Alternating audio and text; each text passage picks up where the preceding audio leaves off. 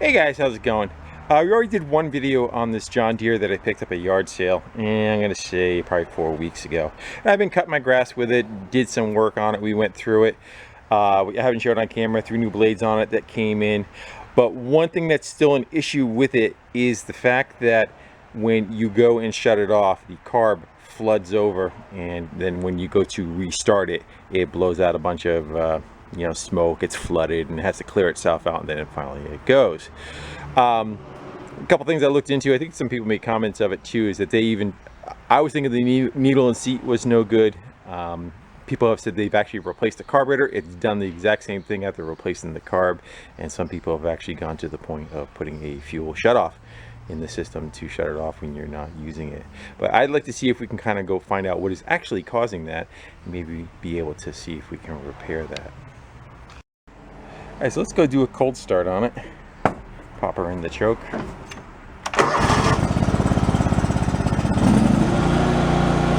See, it's okay now.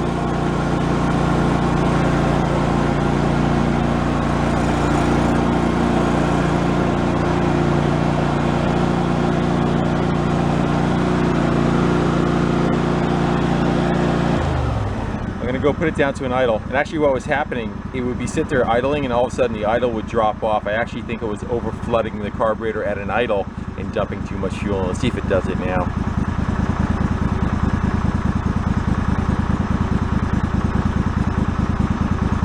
May also need to run for a little bit. I think it was about 30 seconds or so, a minute into it. It's running a Kawasaki liquid cooled engine.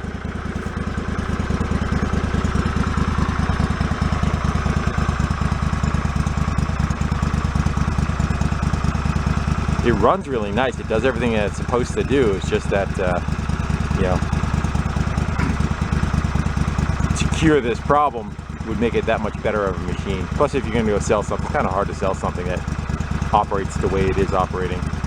And it's actually just not good for the engine because the gas washes all the oil off of the cylinder walls. Every time you shut it off, if the cylinder is filling up with gas, it kind of, again, washes all the protection away of the rings against the cylinder. Of course, now it's not gonna do it for me, right? Wheel weights are on it, and it does have a snowblower and chains for it also. There it goes.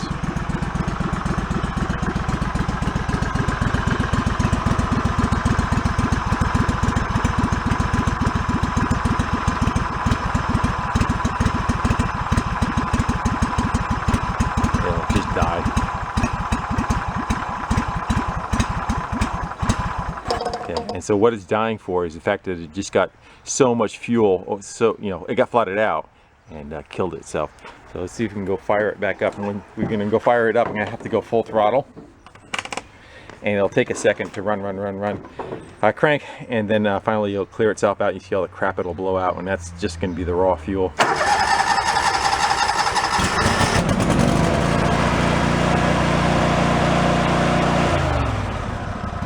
And then it'll be back to where it was until it loads up again. Let's go bring it in the garage, look into it further and see if we can figure out what the problem is. So I got it back up on the bench, took the hood off, took the heat shield off from around the exhaust and the top of the fan shroud. So we can kind of get down, hopefully we'll be able to see. Let me get the light right where we need to go. And we are looking towards the top of the image. I don't know if you guys can see, there's literally gas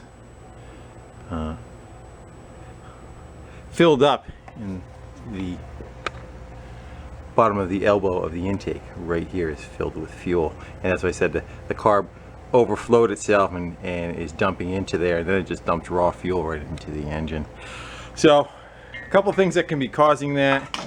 Again, first is the needle and seat is the most common problem, that it floods over, but I do seem to remember we took that apart and blew into it and we could not blow past it like it was shutting off. So I suspect, I don't know if it's going to be it or not, but I suspect it's got, what it has is a decent sized fuel pump. I have a feeling that maybe whatever is regulated inside the pump for pressure has gone away or is slow or whatnot, and it's allowing too much pressure to push into the carb, and then it is actually physically pushing the needle and seat down, causing that issue.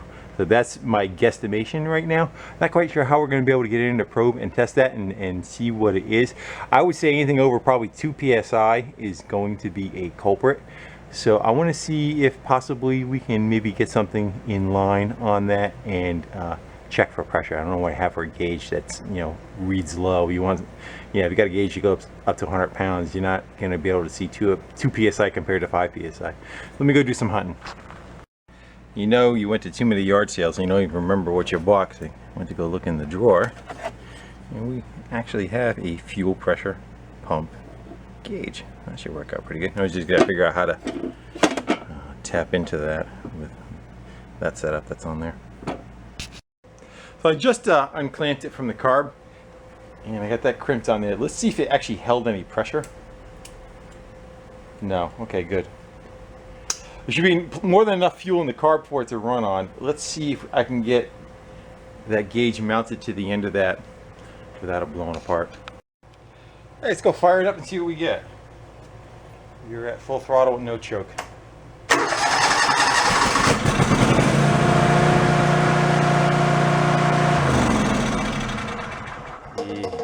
Then I went to 6.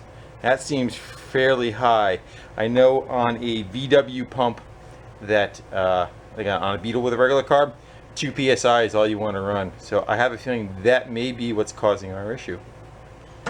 What are we going to do about it though? I guess one way we can confirm whether or not that's an issue is we could probably put a tank up above it and gravity feed it down, and that'll have 1 or 2 psi, just enough to keep it going. And if it does not flood over when we have that on it, that would kind of confirm that pressure is causing the issue. As far as I understand too, that a lot of people seem to be having a problem with this engine, so maybe we'll be able to be the one who figures out what's going on. Alright, so the stand that normally holds you guys is now holding a alternate gas tank, and we just have it plumbed down to the carb. And I left the fuel pressure gauge on there. We'll just kind of see what happens when we're running it. So let's get back up and fire it up. And we're also going to need a light. Where's the light? So that when we shut it off, actually we let it run like it did last time, it should at an idle kind of falter and fall off and die from flooding over. I think I need to be sitting on the seat for it to crank, even though the e-brake is on. Let's see what happens.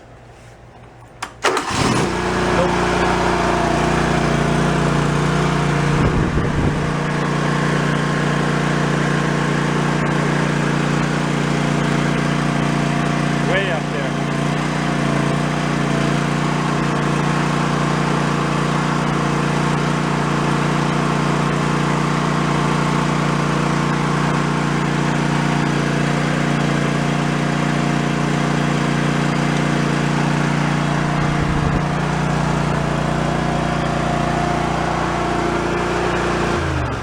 Bring it down to an idle and we'll let it run a little bit while I open the door. It's going to be another 97-degree day, so I'm trying to keep the hot out, but we got to release the shmoo too.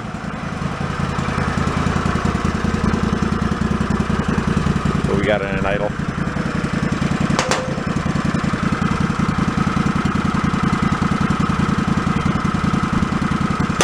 Think tapping on it would do anything? I doubt it.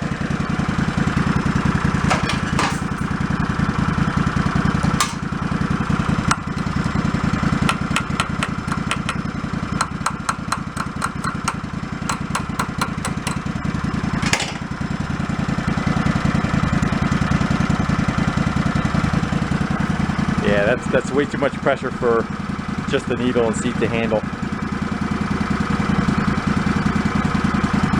I'm not positive of that, but that's kind of the way I'm thinking. How much do you think that's going to cost us?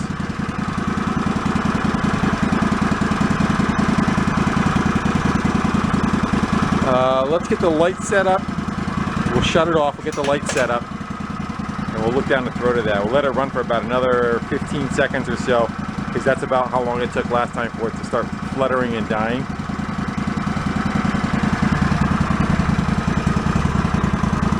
The other thing too, on the previous video, I'll put a link to that one. There's a video before this of us putting it together.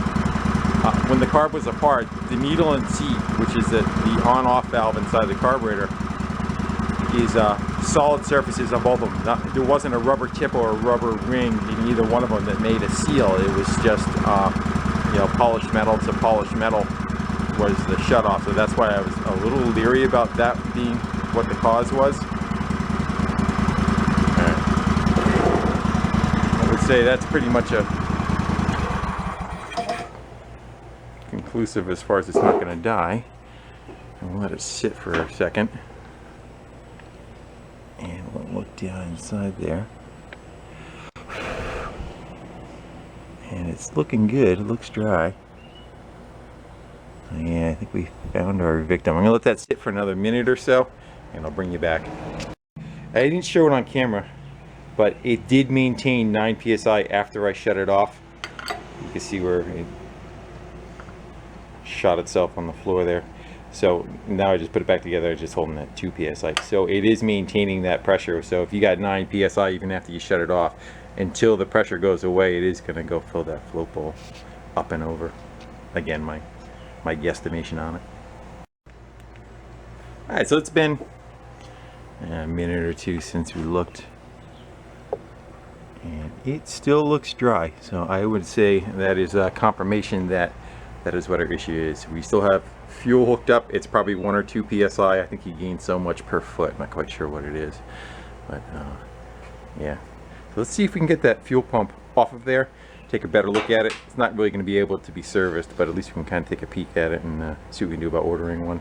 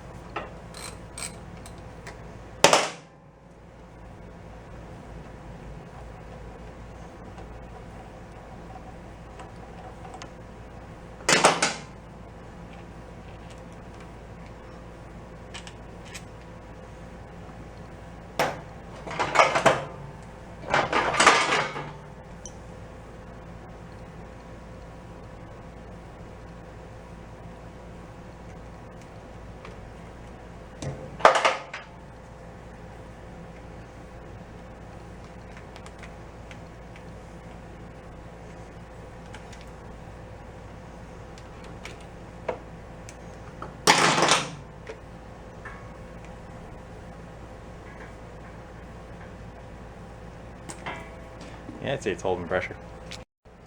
Generally somewhere inside there'll be a check ball and a spring which regulates how much pressure is in there. I'm sure that's probably what failed. I don't think we're going to have the capacity to do anything about that. If we get another one, we might be able to dissect this one. There's the other tip.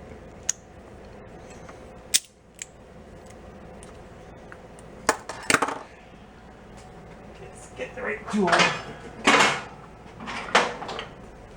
be a little big.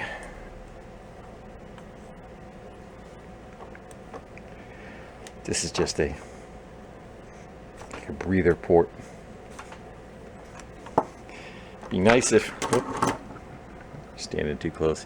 Be nice if there was like a little set screw down. Sometimes that I've seen that little set screw down in the center of one of them. You can adjust them.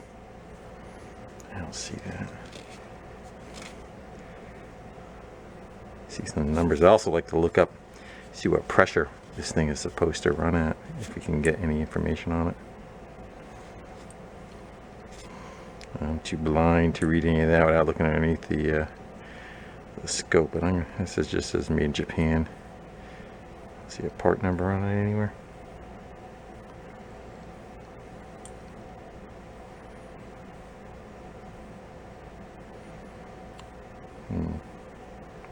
Nope, I don't. So I cleaned it off a little bit, and somewhere on it, where was it? Right there. It has a part number 128, I think BP, and I think it says cabin right there. We're going to go on the internet real quick, kind of look that up and see if anything pops up on it, and see if we can find anything for specs as far as what it's supposed to do. I also took the air gun and I blew through all the orifices, gave it like a really high shot of pressure to possibly maybe unfree or free up the regulator that's built into it. And if we can't find one, we'll put it back on, and just in case we were able to free something up, we'll see if that may have helped it. Kind of doubt it, but why not, right? I'm not sure where I left off, but I went to lunch, and I also went online and looked up the fuel pump, and I was trying to find something that would show what the pressure actually is on it. And the only thing I was able to do was actually get the part numbers for them. One is a factory number. I think the top one's a factory number, and the bottom one is a repro that they sell.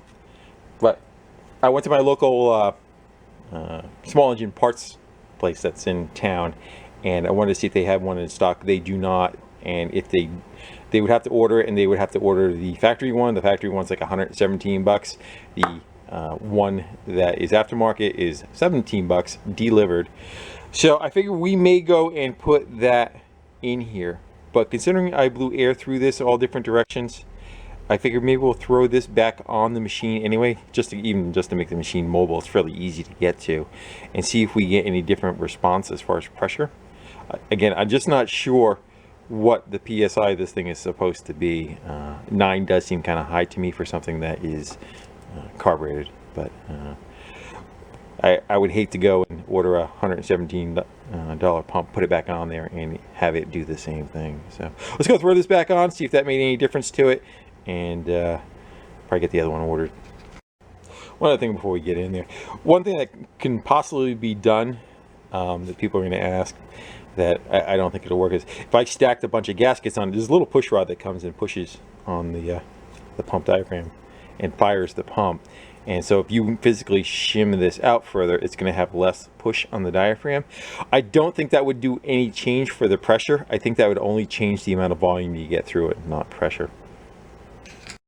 All right, so the fuel tank is still hooked to the carb, and I put that pump back on, and we should be able to crank her up and see if it made any difference by blowing that pump out. I know I didn't show it, but again, I shot air through it all different directions. So let's go set that down, and I don't know if it's going to go in an idle or not. Let's give her a shot. I think it just hydro locked itself. Alright, so I was wrong. The pump, the fuel was just kind of connected to the carb, and the carb ended up, now this is like an hour or something later, you can see all the fuel that is now sitting back in that bowl again. So it definitely is in the carb. Said you can never be too sure. Let's go see, we'll crack the drain loose. Let that tinkle out the gas that's in there. I got the fuel line pinched off now.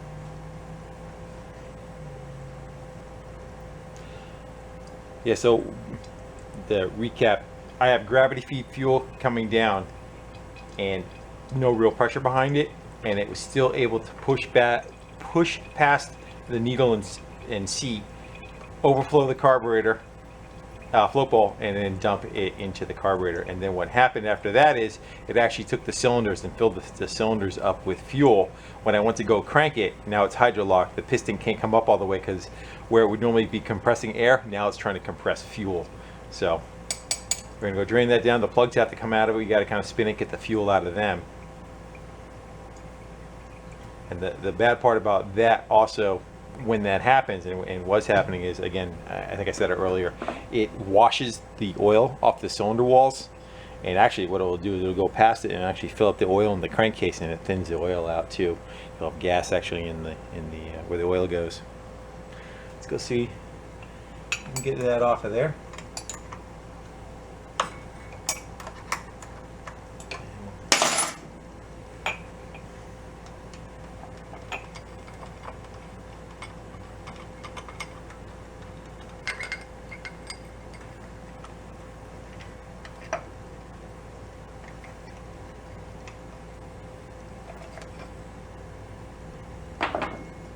I'm still sticking with, I think 9 psi is a little high for that pump too though. I think I had to go tap that out when it was up. So we're going to work with that a little.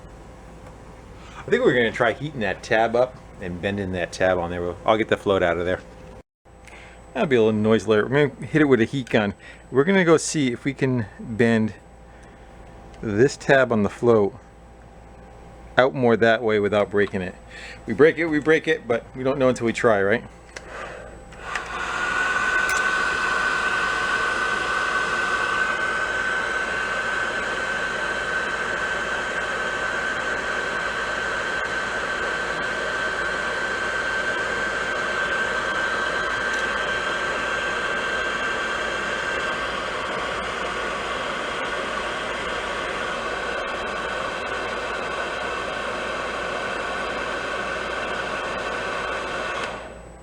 Think that did anything? Don't want to overshoot it.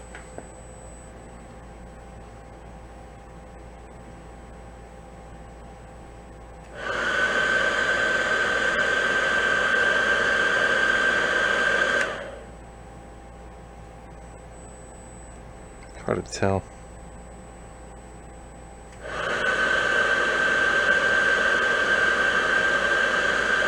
Just melts right off and falls off. Seems like it kind of bounces back to where it was though. I'm watching that edge right there. You can see it's starting to melt away, so I don't want to get it to that point. That is definitely more than what it was. When I'm looking straight down on it, it was parallel before. It's kind of kicked up just a hair.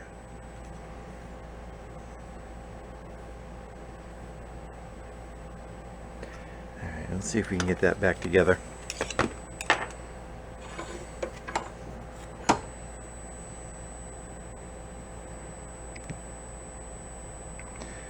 See if that'll help shut it off a little bit earlier. It shouldn't. That little nub we did, that shouldn't affect anything, I don't think. Watch the pin not fit back in the hole. Okay, so even after heating that tab up and bending it, and you can see the float is all the way in the up position, it is still leaking past the needle and seat. So I am back full circle to, again, just having a bad needle and seat. Unfortunately, it's not replaceable in this carb, so we're going to go look and see what we can find for an aftermarket for it, because that definitely is no good. What you see going on right there, that is not going to stop our problem. Well, as you can see by the mess, I've gone back into the carb and I've taken and polished the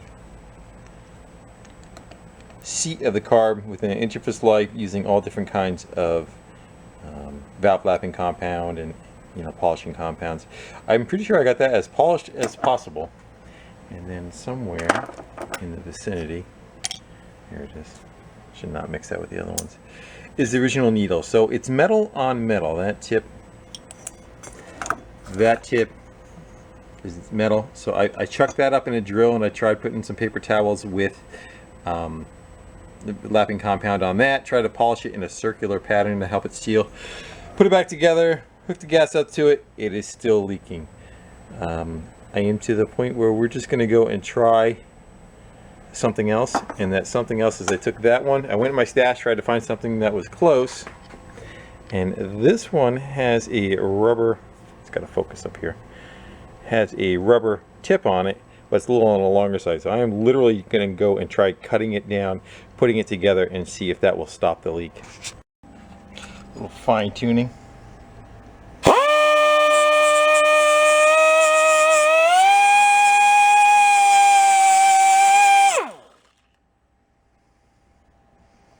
Don't want to crush it neither, is the other part.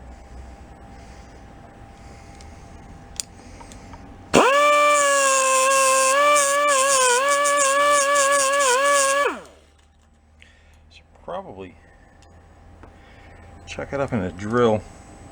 Try to put a point back on. Watch your eyes, it's going to come at you.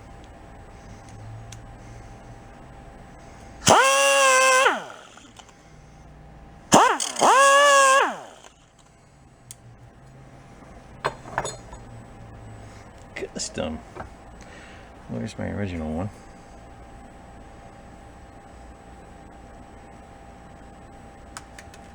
Don't lose it.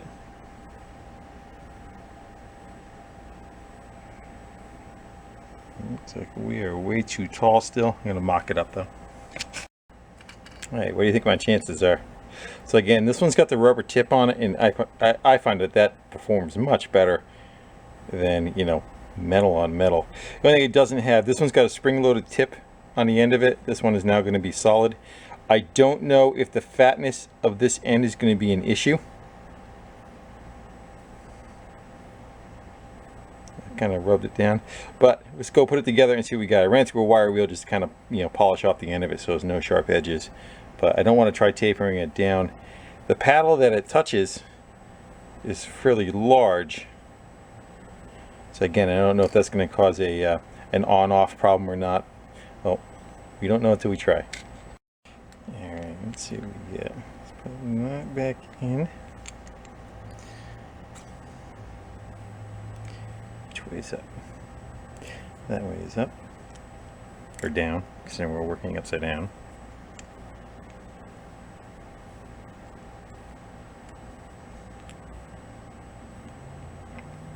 You guys are asking, why are you going through all this trouble? Why don't you just go get another one? Because you can't get another one. You don't sell a carburetor kit for it. I was not able to find a replacement for this carb.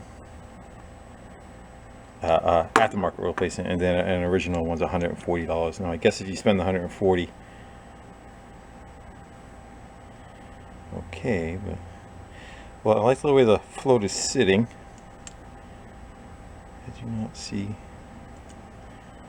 any issues. So I'm going to stop fuel from coming in. Now it can go in.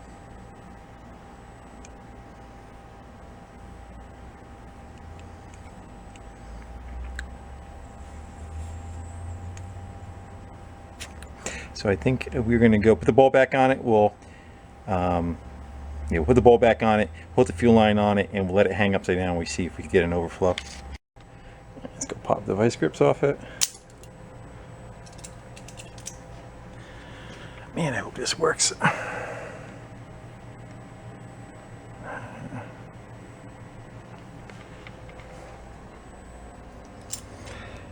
Know what would help? If you tighten the drain screw, it might do much better. Hold on one sec. At least no gas is going through it, right? Let's let that sit. Yeah, so we know at least the float was open. It was allowing fuel to go through, so it should lift up and shut off.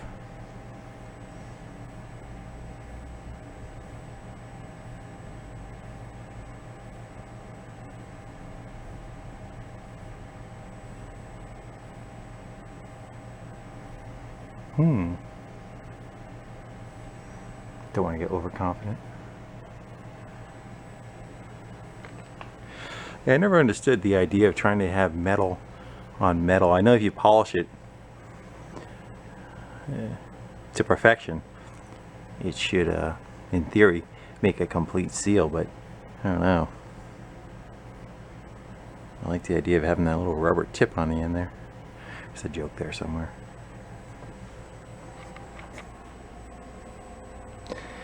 I do not see anything. Now the question is, will it perform okay in its duties? In other words, is the level going to be correct and not starve for fuel? I'm going to go let that sit for a minute or two. We change the battery in the camera. If it looks good, we're going to go put that thing back in there and try it again. We still got to get the fuel out of the cylinders yet too. I took those two plugs out. Can you tell which cylinder was the one that flooded out? So we're going to want to go turn that over. I'm just going to try to grab the fan, see if I could do it by hand. Hopefully there it goes. Because the last thing I want to do is put power to it and have that spark. I'm going to need to do this two-handed. And that's what hydrolock means. Essentially that's what it was doing before, on a light level, you know, you were getting a little bit in there, so you have to go start it. You'd have to go crank all that stuff through, and then the plug went on foul, and then it would start to fire up. So it would blow that little bit of smoke out. So I'm going to continue to do that, blow those plugs out, blow those cylinders out, and put it back together. So far so good. It's not tripping. Phone's ringing though. And just for show and tell purposes, I did pull the studs out of it and was able to get the carburetor out without taking the rest of the stuff off. Someone made a comment on the last video that you can get it in and out of there. Well, I got it out. I don't know about getting it in. We'll work on that one next. And sometimes you just get your ass kicked by something.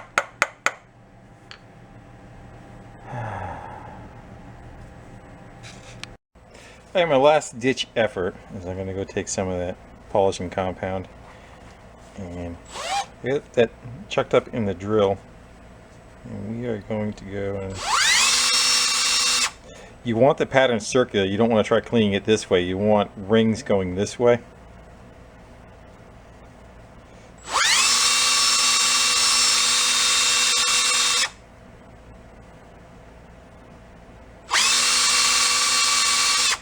I've already come to the conclusion. Yeah, sure. I've already come to the conclusion that I'm going to end up spending the money on a new carburetor. But what fun in the video would it be if we didn't try something, right? At least we'd have fun attempting something and see if it'll work or not. So I'm going to go just put that together. I'm not going to bother trying to test. I'm going to just put it all back together and we'll see what we get. Alright, so we are hooked back up. I'm trying to get some stuff out of harm's way. We are hooked back up. Just coming off the feeder can. And I think what we're going to do is we're going to fire it up. We're going to run it and we're going to let it idle. See what it does. And then we're going to hook the fuel pump back up. I still have the fuel pump hooked up to the pressure gauge. I just want to see if blowing it out did anything for us. I kind of doubt it, but I just want to monitor that. Again, 9 just seems kind of high to me, but it may be just the way it is. So let's get time to back up. Yeah, you try it. See how graceful you are. Alright. So just leave it. Let's leave it at idle.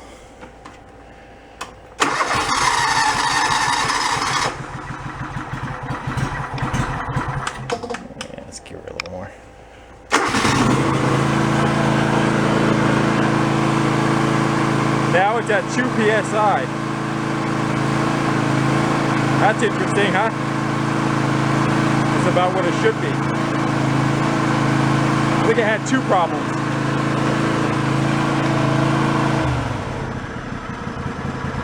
Alright, I'm going to let it idle. Whoops. It'd be nice if I let it idle and I don't hit the key on the way out. We're going to let it idle and see if it dies on us. See if it floods over.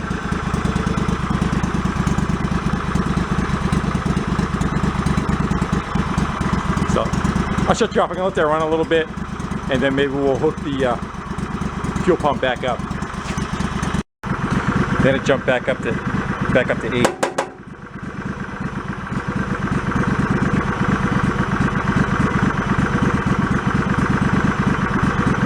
I would think that would be fairly consistent too. I don't think that should be dancing around. Rev it up a little. I killed it.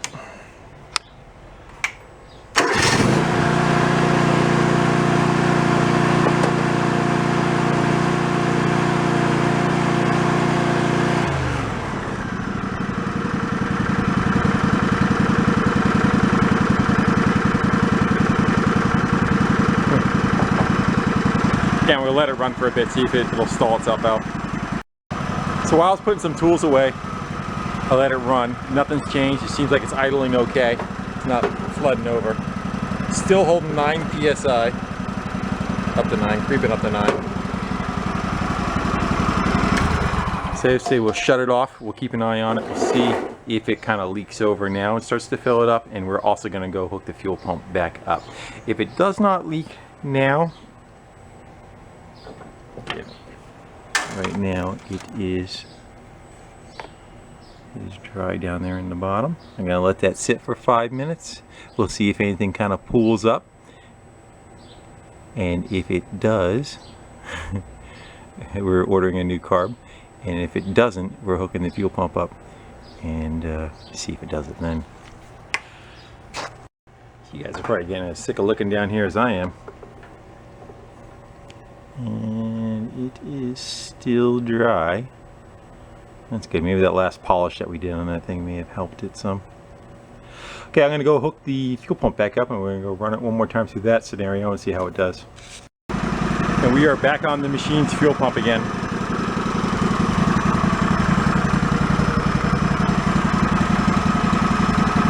You kind of watch it. Usually took about a minute or so for it to flood over and stall the engine out. So I'm going to let it run. I'll bring you back if it does. Seems to be okay. It's been about 8 minutes or so. It's been running without an issue. So the initial problem of it flooding over is not happening. We're gonna let it sit, see if it floods. Now it's got 9 psi on the, it's maintaining pressure on the carb. Let's see if that pushes through and floods it over. Other than the hood, I finished putting it together and putting tools away. Hopefully, see, it's got fuel in it again. So I'm gonna go try a fuel pump. I have a feeling I went to go shut the camera off. I went to go shut the light off instead of the camera. So hopefully, I'm gonna go buy the $17 fuel pump, put that on there.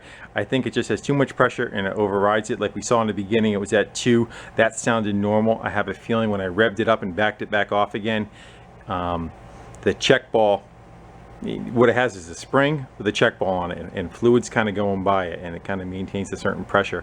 But I think it gets jammed against the hole, and it allows the pressure to run too high. That's just a guess on my part of it, but it sure seems like that's what it's doing. So, yeah, because now it's going to be hard start and it's going to be flooded. Let's go to full throttle.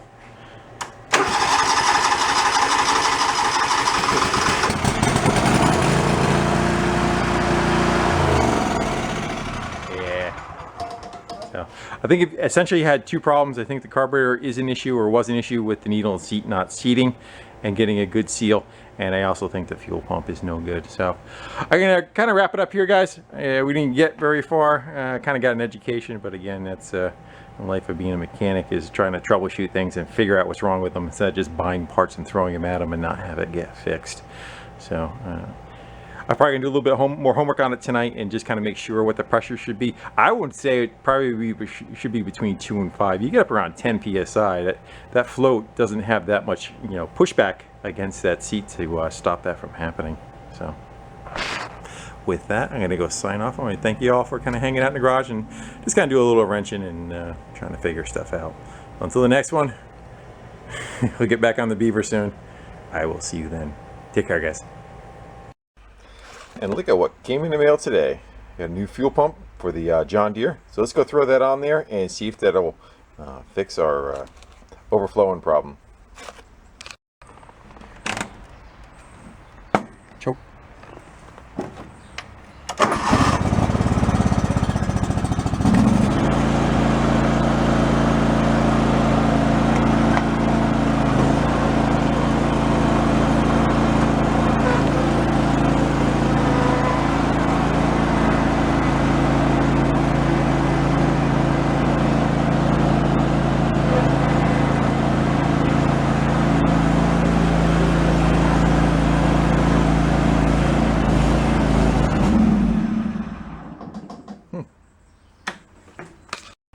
And the fuel pump is on. Should be enough gas in the carb for it to run for a little bit. Let's see what we get for pressure now.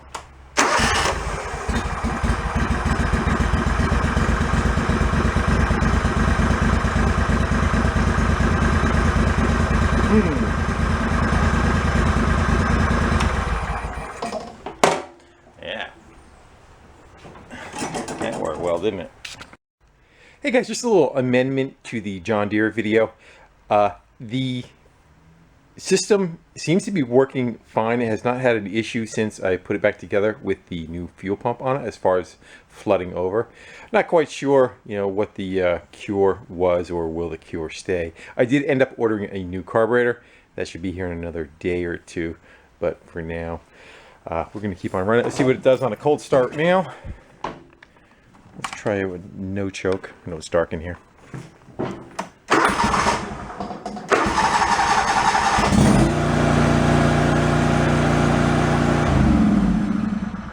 That's no choke. And if you start it up like 15 minutes after you shut it down, it seems to be absolutely fine too. So one of those videos that don't exactly follow protocol as far as trying to troubleshoot, but sometimes they are what they are, right?